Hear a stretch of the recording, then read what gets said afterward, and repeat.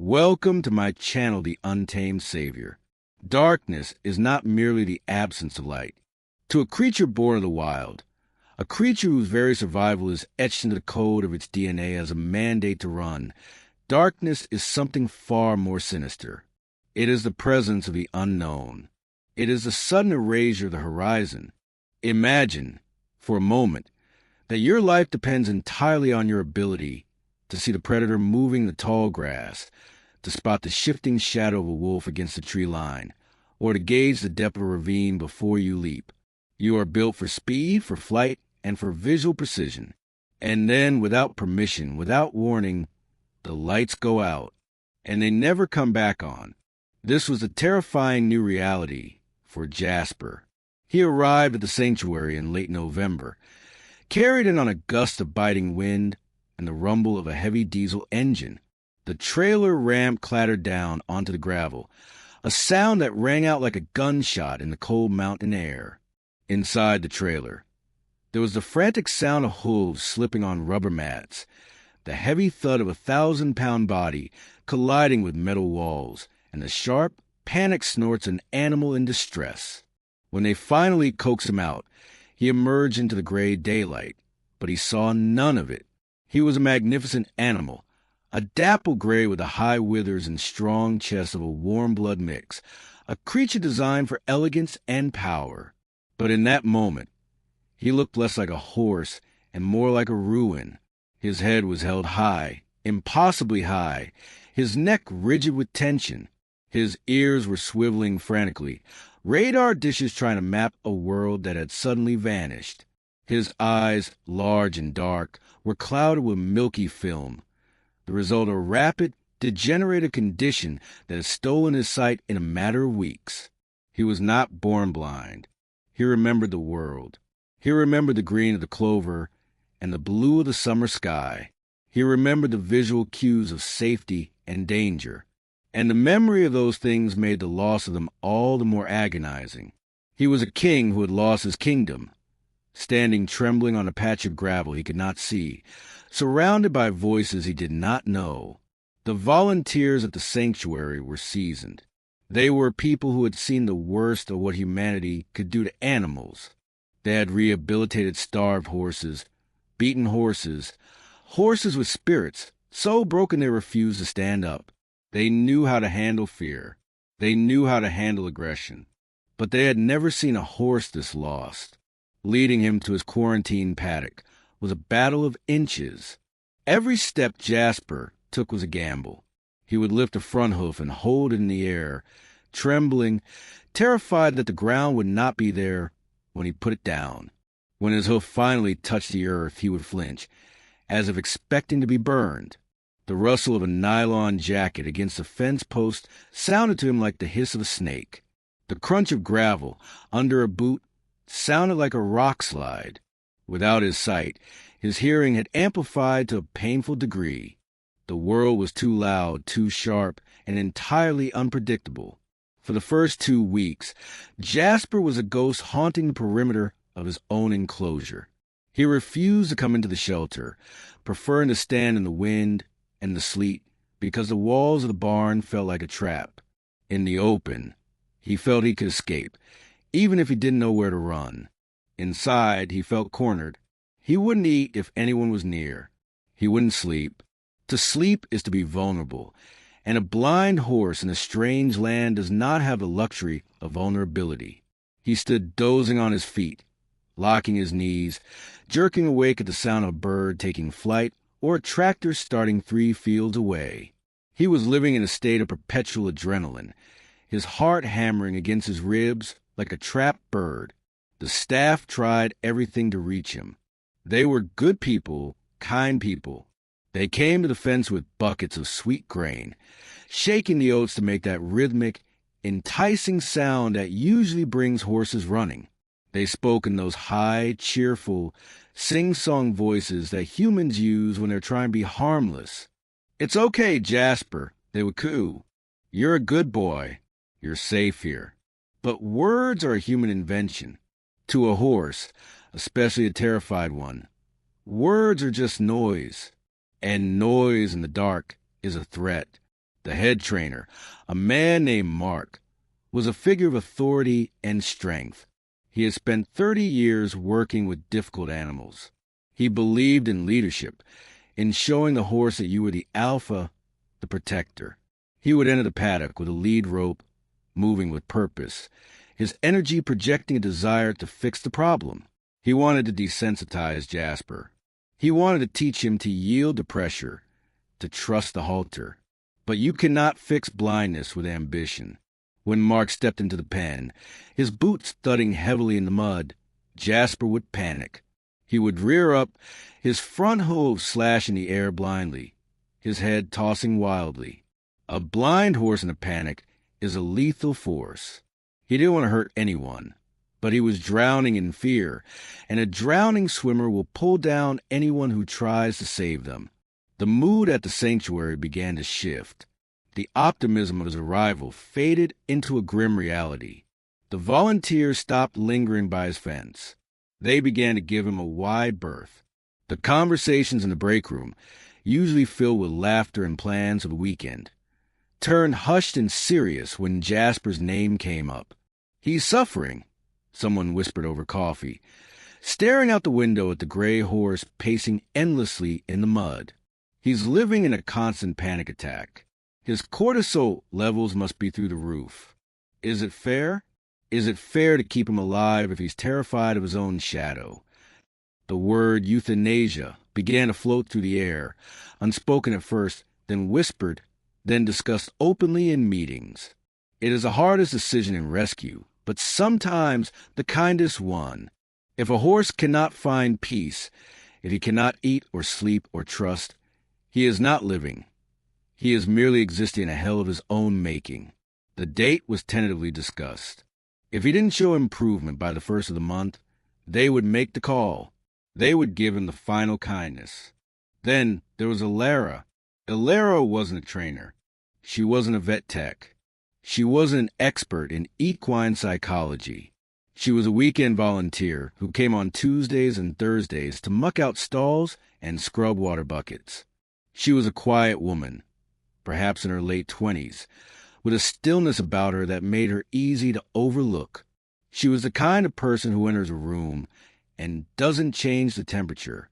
She didn't have that horse girl energy, loud, assertive, commanding. She didn't wear bright colors or talk loudly on her phone. She moved through the world as if she were trying not to disturb the air. She carried a heaviness of her own, the kind of invisible weight that people recognize in one another without ever speaking of it. She had her own scars, her own reasons for preferring the company of animals to the complexity of people. She understood what it was like to find the world too loud, too bright, too demanding. She understood the desire to retreat, to build a wall, to hide in the corners where the noise couldn't reach you. One Tuesday afternoon, the ranch was bustling. A delivery truck was backing up, the beep, beep, beep cutting through the air. Dogs were barking. Mark and the senior staff were busy with a medical emergency in the main barn. Mark spotted Elara walking past with a wheelbarrow. "Elara," he called out, distracted, "go sit with the blind horse. Don't try to do anything. Just make sure he doesn't run into the fence until the vet truck leaves.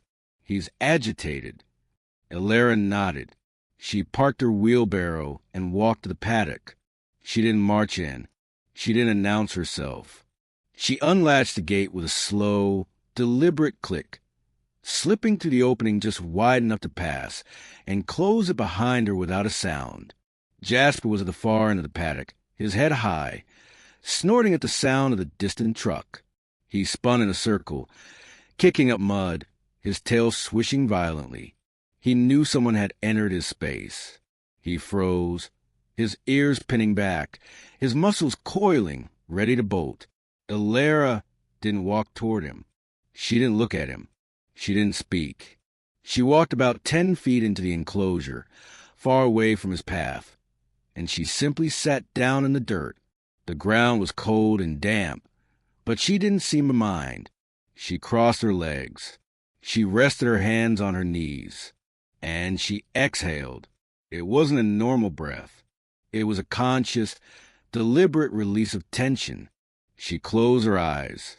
She shut out the visual world, the busy farm, the staring staff members passing by. She dropped her shoulders. She slowed her heart rate. She decided, in that moment, that she wasn't there to watch a horse. She was there to just be. 10 minutes passed. Then 20. The sun began to dip lower, casting long shadows across the paddock. The chaos of the farm continued, but inside that wooden fence, there was a pocket of stillness. Jasper, who had been poised to run, began to lower his head, just an inch, then another. He turned his left ear toward the woman sitting in the dirt. He was listening, but he wasn't listening for the crack of a whip or the shake of a grain bucket. He was listening to her breathing, in and out, slow, rhythmic, steady, deep in the equine brain. There is an ancient mechanism. Horses are herd animals, and in a herd, survival depends on the collective nervous system. If one horse is afraid, the entire herd panics. Fear is contagious, but so is calm. When a horse stands near another who is grazing peacefully, who is breathing slowly, their own heart rate begins to entrain to that rhythm. It is a biological imperative. If she is calm, there must be no lion in the grass. If she is safe, I am safe. Jasper stood frozen for nearly 30 minutes. He was analyzing the data coming from this strange, small human. He could smell her. She smelled of hay and lavender soap and quiet. But more importantly, he could feel her. He could feel the absence of adrenaline.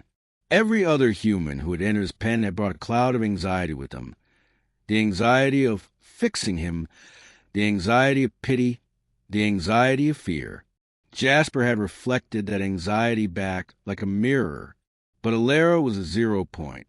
She demanded nothing. She projected no agenda. She was simply a warm, breathing anchor in a sea of chaos. Slowly, agonizingly slowly, Jasper took a step. It was a high-stepping, hesitant movement. He placed his hoof down and paused. He waited for a reaction. There was none. Alara didn't open her eyes. She didn't gasp in excitement. She just kept breathing. He took another step. Then another. He was navigating by a new sense now. He wasn't using his eyes. He was using his empathy. He was drifting toward the calmest place in his world, like a ship finding a lighthouse in the dense fog. He was drawn to the safety of her silence. The days turned into weeks, and a ritual began to form. Every Tuesday and Thursday, and soon on Saturdays too, Alara would come. She would enter the paddock, sit in the dirt, sometimes reading a book, sometimes just closing her eyes, and wait. And every time, Jasper would come a little closer. The other staff members began to notice. They would walk past with bales of hay and stop, stunned by the tableau. The dangerous blind horse, the one who struck out at vets and reared at trainers, would be standing 5 feet away from the quiet volunteer, his head lowered, his eyes soft, his lower lip drooping in relaxation. They asked her, "What are you doing? What's your secret? Do you have treats in your pocket?" Alara would just shake her head, offering a small, shy smile. "I'm not doing anything," she would whisper. "I'm just waiting for him." Dr. Harrow, an equine behaviorist who visited the ranch once a month to assess the difficult cases, spent an hour watching them from behind the cover of a truck one afternoon. He watched as Jasper navigated the uneven ground, bumping into a water trough, startling himself, and then immediately orienting himself toward Alara. He watched as a horse moved into her orbit and instantly settled, his breathing syncing with hers. Later, Dr. Harrow pulled the staff aside. "You think he's looking for food," the doctor said softly, cleaning his glasses. "But he's not. He's looking for a heartbeat." He explained the science of it. Horses have a heart field that is 5 times larger than humans. They are empathetic resonance chambers. They can hear a human heartbeat from 4 feet away. They can smell cortisol on our skin. When Mark or the others entered, they brought their worry, their timeline, their desire for results. To a blind horse, that energy felt like static electricity, like a siren screaming danger. But Alara, she was a void of demand. She offered him a safe zone. She was saying, without words, I am here. I am not afraid. Therefore, you do not need to be afraid. Jasper wasn't seeing her physically. He was feeling her emotionally. He was mapping the geography of her calm. Despite this progress, there was still a barrier. Jasper would come close, 6 feet for feet, maybe 3, but he would never touch her. The trauma of his blindness had built a wall around his body. He would get close enough to feel her warmth, and then the instinct to flee would flare up. He would jerk his head up, spin away, and retreat to the fence line. He wanted to connect. It was obvious in the way he reached out with his neck. But the final bridge, the bridge of absolute trust, is the hardest one to cross when you have lived in the dark for so long. To touch is to surrender, and he wasn't ready to surrender until the storm came. It was late in the afternoon in early spring when the sky turned a bruised, sickly purple. The air grew heavy and thick, the kind of atmospheric pressure drop that makes your ears pop. For a blind horse, this shift in pressure is terrifying. It signals a massive change in the environment that he cannot see. The wind began to pick up, whipping the trees, whistling through the cracks in the barn wood. Jasper lost his mind. The first crack of thunder shook the ground, and Jasper exploded. He began galloping blindly in his paddock. It was a horrific sight. He crashed into the wooden rails, bouncing off, spinning, slipping in the mud. He was screaming, a high, terrified whinny that chilled the blood of everyone on the ranch. He was tearing up the ground, a whirlwind of hooves in terror, completely disoriented. The staff ran out in their raincoats, shouting, "Get a halter! Get the sedative. He's going to break a leg." Mark and 2 other men tried to end the paddock. They were yelling over the wind, waving their arms. But their panic only fueled Jasper's terror.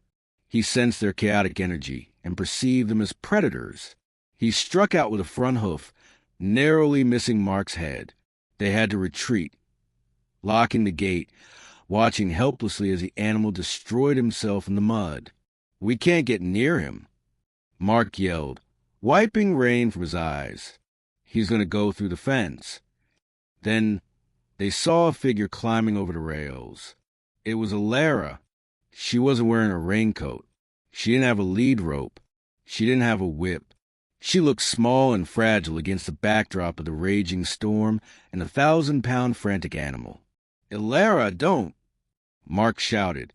"He'll kill you. Get back." She didn't listen. She didn't even look at them. She swung her legs over the fence and dropped into the deep mud of the paddock. She walked straight toward the center of the storm.